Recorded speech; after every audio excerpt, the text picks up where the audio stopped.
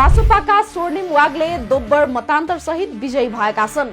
प्रतिनिधि सभा सदस्य निर्वाचनमा तनहुँ निर्वाचन क्षेत्र नम्बर 1 मा राष्ट्रिय स्वतन्त्र पार्टी रासोपाका उपसभापति डाक्टर स्वर्णिम वाग्ले 38,040 मत प्राप्त गरी निर्वाचित भएका हुन्। वाग्लेका अन्य प्रतिस्पर्धी नेपाली कांग्रेसका गोविन्द भट्टराईले 16,231 मत प्राप्त गरेका छन्। यस्तै नेकपा एमालेका भगवती नेउपानेले 5,830 मत र नेपाली कम्युनिस्ट पार्टीका विद्यानाथ ढकालले भने 2,393 मत प्राप्त गरेका छन्। यस निर्वाचन क्षेत्रमा 1,26,882 मतदाता रहेकोमा 68,129 मत खसेको थियो।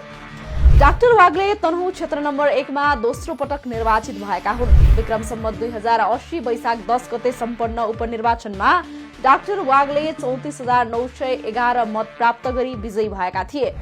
त्यतिबेला पनि उनका प्रतिस्पर्धी नेपाली कांग्रेसका